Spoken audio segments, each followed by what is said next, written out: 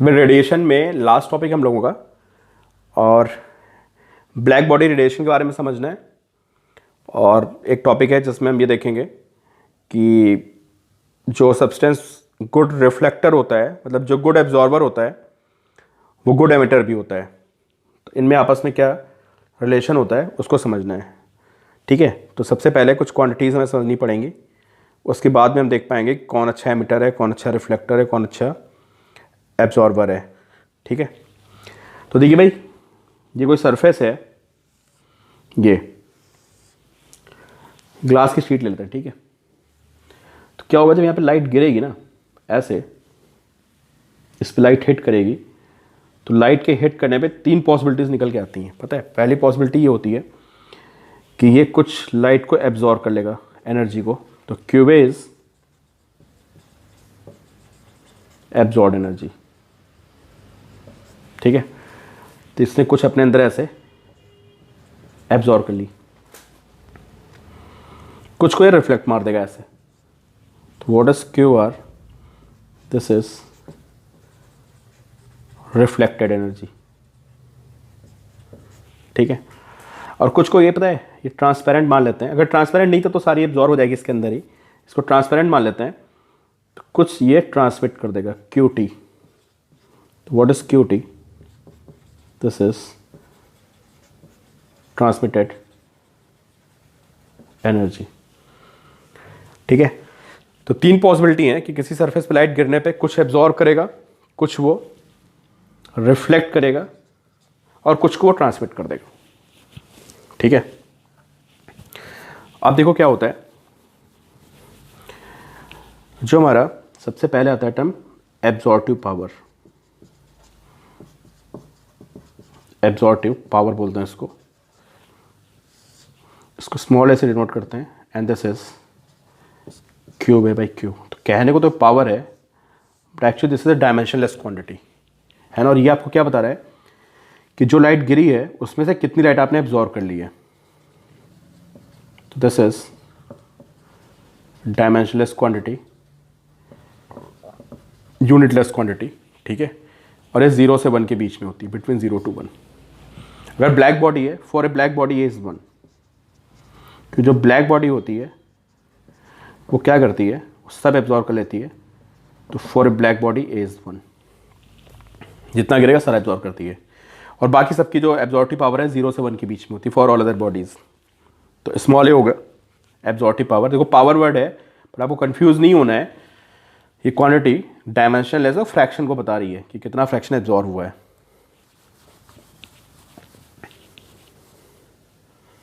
Then we have reflective power.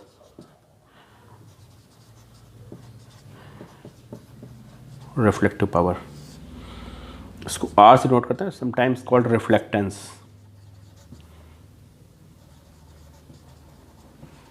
Reflectance, जो reflect हुआ है अपॉन जो इंसिडेंट हुआ है, दिस इज आर। ये भी आपकी कैसी क्वांटिटी है? डायमेंशनलेस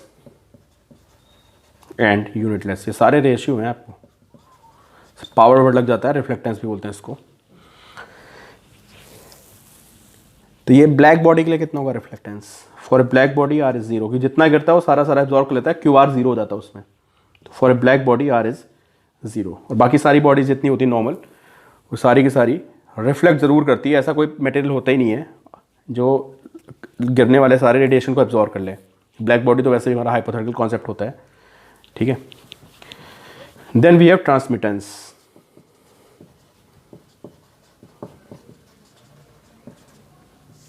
इसको स्मॉल टी से नोट करते हैं। जो ट्रांसमिट हो गया अपॉन जो इसका एप्लीकेशन कहीं नहीं होगा, समझे? जैसे आपको पता होना चाहिए transmittance is Q T by Q. ठीक है, तो ये स्मॉल टी होगी, भी डायमेंशनलेस यूनिटलेस क्वांटिटी है। अब एक बात देखो, अब जो पहला हमारा इंपॉर्टेंट रिलेशन आता है वो ये आता है कि जो a plus R plus T होता है, this is 1। How? What is a? Q by Q. What is R? Q R by Q. What is T? Q two by Q. ठीक है, सबको ऐड कर देते हैं। तो Q A plus Q R plus Q T by Q. और ये क्या है? Q A plus Q R plus Q T क्या है? This is total incident radiation. समझे? ये जो टोटल एनर्जी गिरी वो वही तो है ये। तो दिस बाय दिस करोगे तो ये टोटल एनर्जी आ गई Q by Q and this is 1। इन सबका सम 1 होता है, absorptive power, reflectance and transmittance. अब थोड़ा वर्ड में कंफ्यूजन होता है, इसके साथ पावर लगा हुआ है, एब्जॉर्प्टिव पावर, इसके साथ सिर्फ मतलब इसको रिफ्लेक्टेंस भी बोलते हैं, रिफ्लेक्टिव पावर भी बोलते हैं, ये ट्रांसमिटेंस हो गया, ठीक है। तो सारी वैल्यूज हमारी, इनका सम 1 होता है। तो A plus R plus T is 1, ठीक। अब नॉर्मली जब हम लोग डील करेंगे क्वेश्चंस में, जेई नीट के आप किसी भी लेवल पे, तो ये इसका क्वेश्चन कभी नहीं बनता है उसमें, सॉरी इसमें ट्रांसमिटेंस नहीं होता है। लाइट गिरती है तो या तो रिफ्लेक्ट होगी या एब्जॉर्ब होगी, अगर ग्लास टाइप का होगा तभी वो थोड़ा बहुत ट्रांसमिट करेगा, ठीक है। तो basically A plus R is 1, समझे आप? This is important relation, A plus R is 1, इसको आप ध्यान रखिएगा कि एब्जॉर्प्टिव पावर और जो रिफ्लेक्टेंस होता है, जो रिफ्लेक्टिव पावर होती है, उसका सम कितना होता है? 1 होता है। तो A प्लस आर इज 1, ठीक है।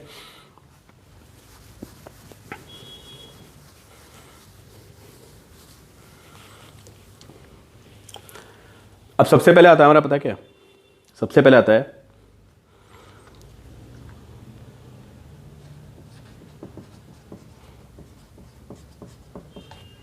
Kirchhoff's rule.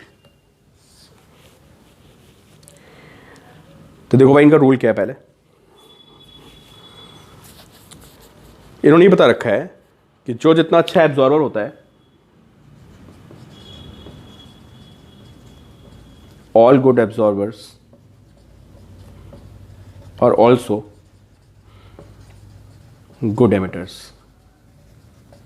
मतलब कहने का मतलब है कि कोई सरफेस अगर किसी लाइट को, लाइट भी बहुत तरह की होती है और सबका बिहेवियर डिफरेंट डिफरेंट होता है, तो अगर आप किसी पर्टिकुलर वेवलेंथ को एब्जॉर्ब कर रहे हो ना आप, तो आप उस पर्टिकुलर वेवलेंथ को रिफ्लेक्ट भी मारेंगे सबसे ज़्यादा, सॉरी आप उसको एमिट भी करेंगे।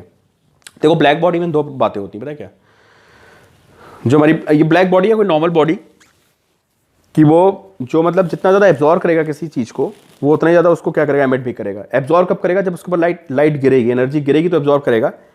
और अगर आप उसको हीट करेंगे तो हीट करने पे वो काम उल्टा करने लगता है, वो हीट एनर्जी को लेगा और उस एनर्जी को वो रेडिएशन की फॉर्म में एमिट करेगा, ठीक है। तो हीट करने पे एमिशन शुरू होता है और लाइट गिरने पे उसमें एब्जॉर्प्शन शुरू होता है, ठीक है।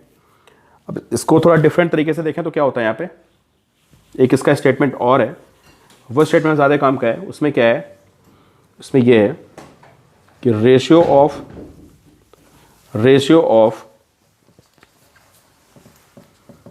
Emissive power to absorptive power, ठीक है। जो emissive power absorptive power ratio होता है is constant for all bodies at a given temperature. मतलब अगर टेम्परेचर फिक्स कर दिया जाए तो एमिसिव पावर आप सबको पता है E by A is constant for a constant temperature and for a particular wavelength. कोई भी वेवलेंथ ले लीजिए आप सबके लिए, ठीक है। E बाई ए कांस्टेंट होता है। E आपको पता है क्या होता है, what is E? E is emissive power. अगर आप भूल रहे हैं तो मैं आपको फिर बता दूं कि जो हमारी एमिसिव पावर होती थी, ये सिग्मा टी पावर 4 होती थी, और ये क्या होती थी हमारी energy incident is energy incident पर unit area per unit time. This is called emissive power, ठीक है। दिस इज एब्जॉर्प्टिव पावर जो हमने अभी जस्ट देखा है। एमिसिव पावर तो एक प्रॉपर हमारी वो होती है, energy flow through unit area and unit time. And what is A? A आपने देखा है, A is absorptive power and that is a dimensionless constant, dimensionless and also unitless. तो इसकी ना तो डायमेंशन होती है ना इसकी यूनिट होती है। तो this value is constant eight a given temperature for a given wavelength for all bodies. तो इसको हम ऐसे लिखेंगे कि E1 by A1, E1 by A1 किसी एक वेवलेंथ के लिए is equal to E2 by A2 for second body and this is for any body En by AN। तो अगर वेवलेंथ किसी पर्टिकुलर लाइट की बात की जाए तो सबके लिए E बाई A कांस्टेंट होता है। एंड ऑल्सो अगर सबके लिए कांस्टेंट होता है तो ब्लैक बॉडी के लिए भी होगा। तो obviously this is equal to EB by AB into lambda. तो एक तो लॉ को ऐसे इसको बताते हैं किरचॉफ्स लॉ को, और कभी कभी इसको ऐसे भी लिख देते हैं कि ratio of emissive power to absorptive power is constant for all bodies at a given temperature and it is equal to emissive power is equal to ratio of emissive power to absorptive power of a black body. सही बात है, घुमा फिरा के एक ही है, मतलब बात ये कि भाई कांस्टेंट होगा, और ब्लैक बॉडी के लिए जो सेम ब्लैक बॉडी के लिए ट्रू होगा, सबके लिए ट्रू है, तो उसमें ब्लैक बॉडी भी आ गई। ठीक है, अब देखो इससे मैथमेटिकल कंक्लूजन क्या निकलता है, हमें वो समझना है। ठीक है, कि ऑल गुड एब्जॉर्बर्स और ऑल्सो गुड एमिटर्स, वो मैं यहाँ से प्रूफ करना है। तो देखो हमने पढ़ा है कि E/A for any body is equal to E/A for a black body. भाई ये तुमने पढ़ा भी, कि किरचॉफ ने बता रखा है कि E/A सबका कांस्टेंट होता है। ठीक है, what is E for any body, जो एमिसिव पावर होती है आपको याद होगा, this is sigma T power 4 into small e होती है for any body. Sigma T power 4 तो ब्लैक बॉडी की एमिसिव पावर होती है, उसको स्मॉल ई से मल्टीप्लाई करोगे तो इसकी एमिसिव पावर मिलेगी। ठीक है, मतलब energy flow through unit area unit time. आपको याद होना चाहिए कि एनर्जी का फॉर्मूला ये होता था sigma T power 4 AE into T, ये हमारा एनर्जी का फॉर्मूला होता था, पता है।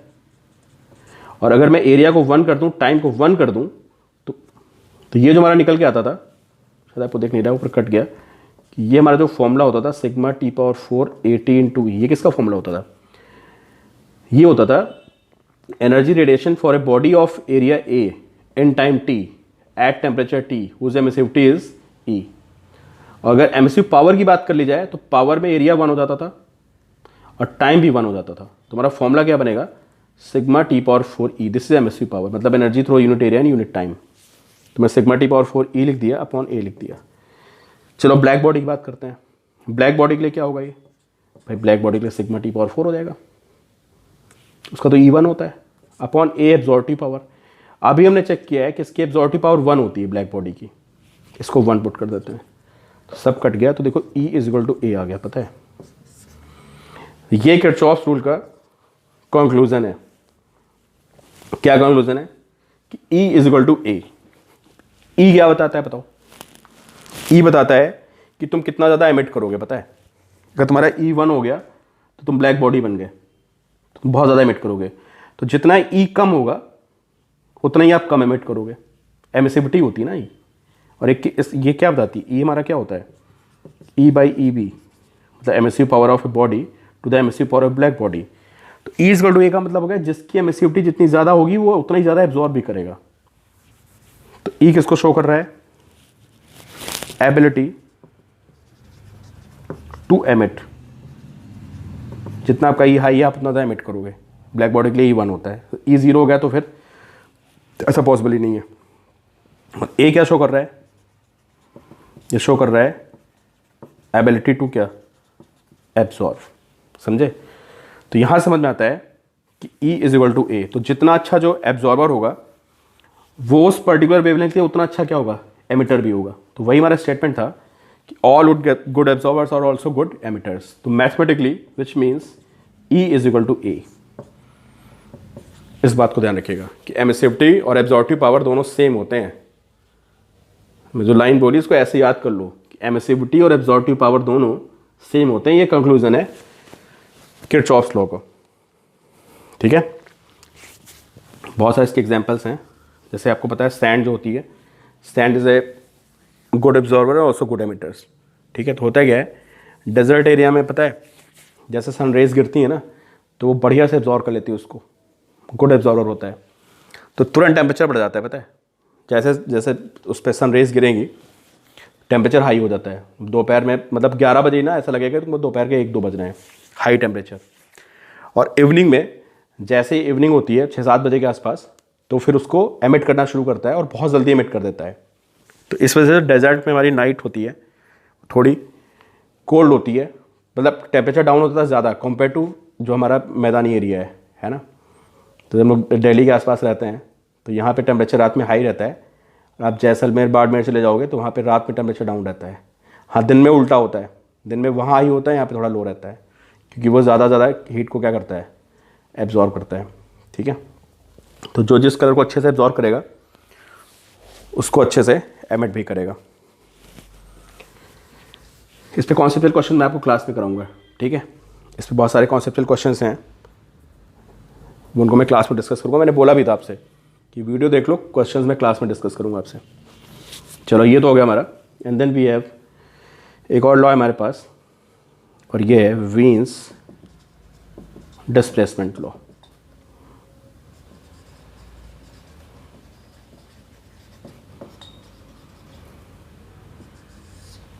वीन्स डिस्प्लेसमेंट लॉ, देखो भाई क्या है वीन्स डिस्प्लेसमेंट लॉ में, ये ब्लैक बॉडी का, एक ब्लैक बॉडी के रेडिएशन को स्टडी किया है वीन ने। तो देखो यहाँ पे तो है आपकी, ये होता है D E by D lambda, और डी बाई डी लैम्डा को हम क्या बोलते हैं, इसको बोलते हैं स्पेक्ट्रल एमिसिव पावर।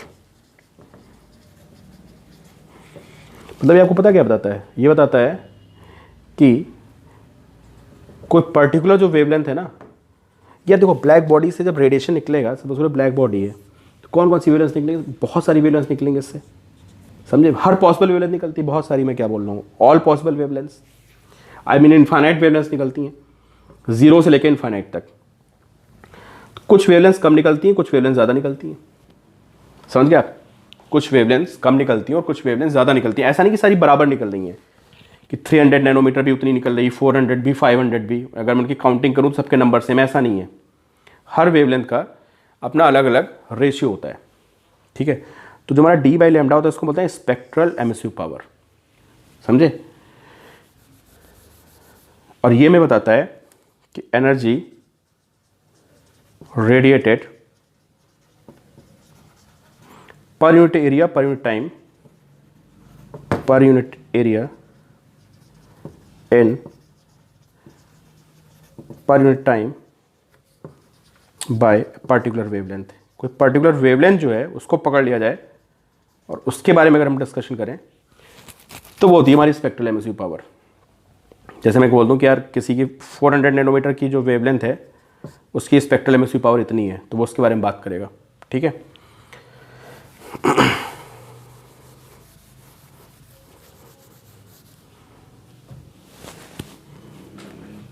तो इन्होंने इसका ग्राफ बनाया, किसका, ब्लैक बॉडी का। तो बताइए ग्राफ ऐसे बनता है ब्लैक बॉडी का, और ये जाके इनफाइनाइट पे खत्म। जैसे वो नहीं था ना मैक्सवेल का वेलोसिटी डिस्ट्रीब्यूशन, बिल्कुल वही कहानी है, मैक्सवेल वेलोसिटी डिस्ट्रीब्यूशन की कहानी है बिल्कुल। ठीक है, जो ग्राफ बनेगा वो इस तरह का बनेगा, D by lambda versus this is lambda, ये स्पेक्ट्रल एमिसिव पावर और ये लैम्डा। किसी किसी बुक में इसको इंटेंसिटी भी लिख देते हैं। ठीक है, तो इन्होंने बताया भाई, पहला पॉइंट तो वही मैक्सवेल की तरह कि जो वेवलेंथ होती है ब्लैक बॉडी से निकलने वाली वो जीरो से इन्फाइनाइट तक होती है, सारी वेवलेंथ निकलती हैं जितनी पॉसिबल वेवलेंथ्स हैं। जो वेवलेंथ बहुत बड़ी है वो बहुत कम निकलती हैं, जो वेवलेंथ बहुत छोटी वो बहुत कम निकलती हैं, और मोस्टली हमारा जो रेडिएशन होता है वो एक लिमिट में कन्फाइंड होता है। जैसे मैं यहाँ पे बात करूँ तो यार देखो मोस्टली यहाँ के बाद ना, इस मतलब ऐसा कोई वो सेट वो नहीं है, बट मुझे लग रहा है कि यार इसके बाद की वेवलेंथ बहुत कम होगी क्योंकि इसका एरिया बहुत कम आ रहा है। चलो एरिया की बात कर दी मैंने यार, पहले तो लैम्डा समझो कि जीरो से इन्फाइनाइट तक सारी वेवलेंथ होती हैं ब्लैक बॉडी में। ठीक है, और उनका डिस्ट्रीब्यूशन इवन नहीं होता है, ये भी नोट कर लेना, कोई कम होती कोई ज़्यादा होती। तो अगर मैं आपसे पूछूं कि भाई इसका एरिया क्या दे रहा है, देखो इस पर क्वेश्चन बन जाते हैं यार, खतरनाक से क्वेश्चन आए, समझ लेना आप। अगर मैं आपसे पूछूं कि यार लैम्डा 1 से लैम्डा 2 में जो एरिया आ रहा है वो क्या दे रहा है, तो आप सबको पता है कि जो एरिया होता है वो इसका और इसका मल्टीप्लिकेशन देता है एक्स वाई एक्सिस पे। जो वाई एक्सिस पे क्वांटिटी है डी बाई डी लैम्डा का मतलब हो गया delta E by delta lambda, एक तरह से, है ना। और यहाँ पे हमारा डेल्टा लैम्डा होगा तो इसको मल्टीप्लाई कर देंगे तो डेल्टा ई आ जाएगा, पता है। तो बेसिकली इसका जो मल्टीप्लिकेशन है वो हमको ई दे रहा है। What is E? E is emissive power.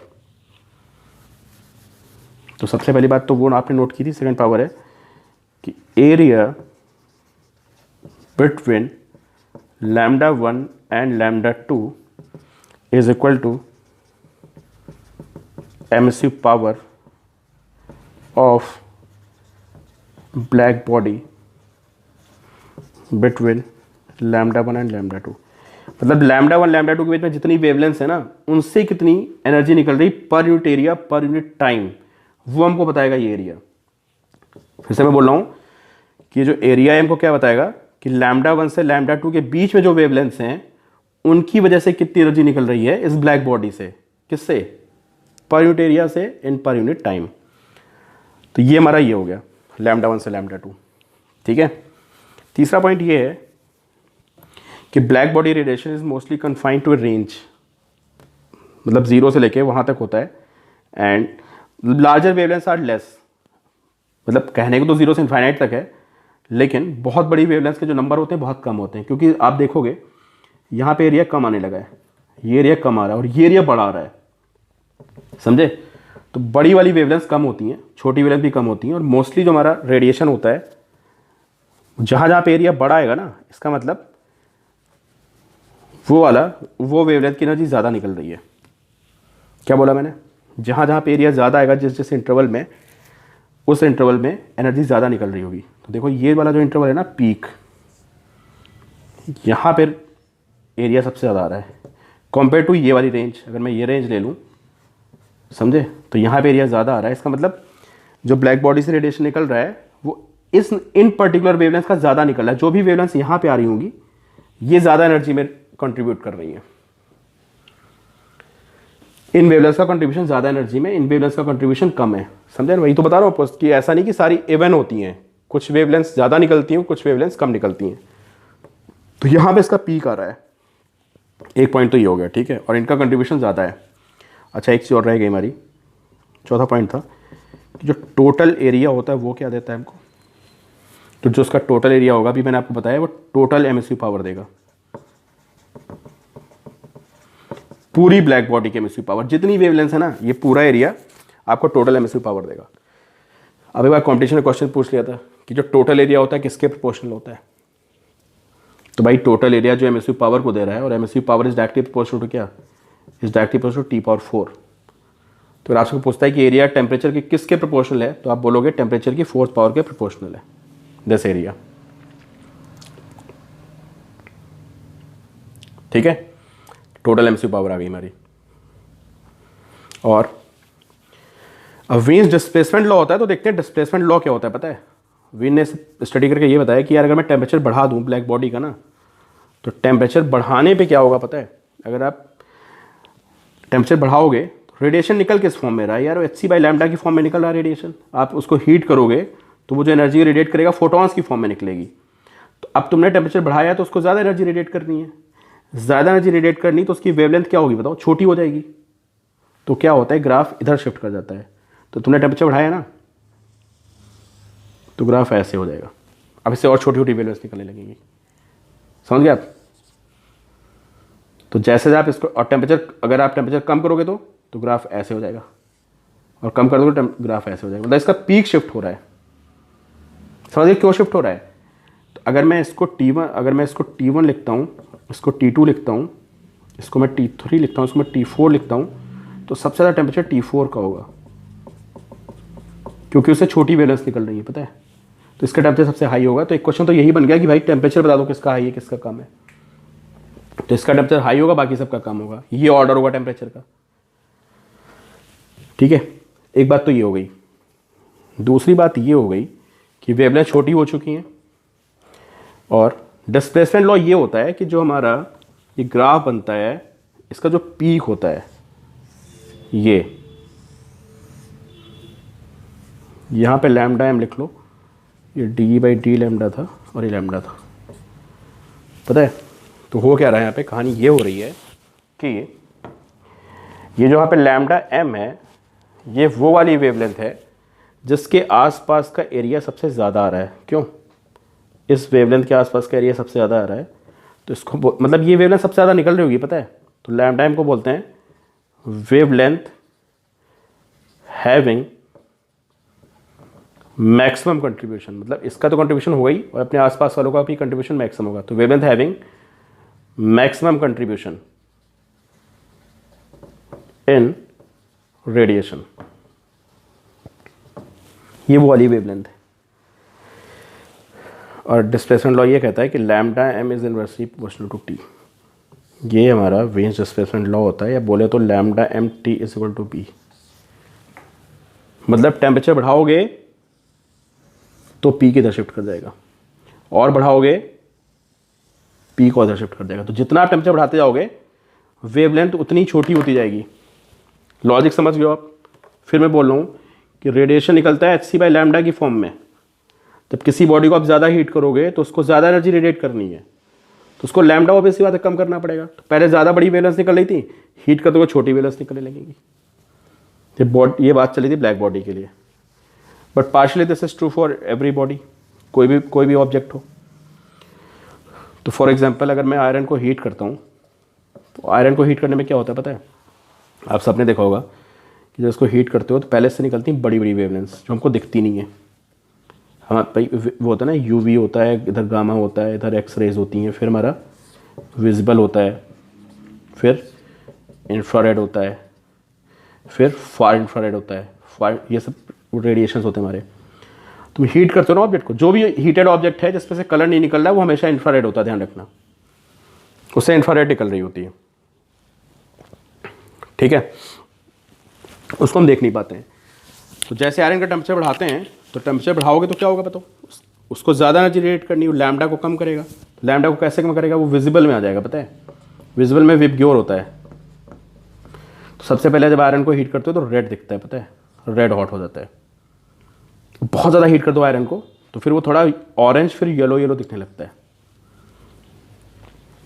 अगर आप आयरन के पीस को कभी देखें ब्लैक स्मिथ की शॉप पे, कोई भट्टी में काम कर रहा हो, तो आप देखोगे कि पहले आपको आयरन का कैसा दिखता है, वो आपको बिल्कुल मतलब अपना नॉर्मल वो दिखता है उसका कलर, फिर वो धीरे से रेड होता है, ऑरेंज येलो तक दिखेगा आपको, फिर सारे कलर मिक्स हो जाते हैं विबग्योर, तो वो वाइट हो जाता है, पता है? सारे कलर निकलने लगते हैं विबग्योर, तो जो आयरन का कलर है वो वाइट हो जाता है मिक्स होके। तो वाइट आयरन जो होता है ना, हीटिंग करने के बाद वो सबसे ज़्यादा हॉट होता है। तो देखो वेवलेंथ धीरे धीरे कम हो रही है, ये कहानी होती है। तो किसी भी ऑब्जेक्ट को हीट करने पे उससे स्मॉलर वेवलेंथ निकलती हैं, ये आपको बताने का पर्पस था वेन्स डिस्प्लेसमेंट लॉ का। वैसे बात ब्लैक बॉडी के लिए चल रही थी, बट सभी के लिए ट्रू होती है। मतलब आपका भी टेम्परेचर बढ़ा दिया जाए ना, तो आपकी भी वेवलेंथ, आप भी बड़ी बड़ी वेवलेंथ, छोटी छोटी वेवलेंथ को आप एमिट करने लगोगे। रेडिएशन तो सबकी प्रॉपर्टी आपको पता है कि हर ऑब्जेक्ट क्या करता है, एनर्जी को रेडिएट करता है, ठीक है?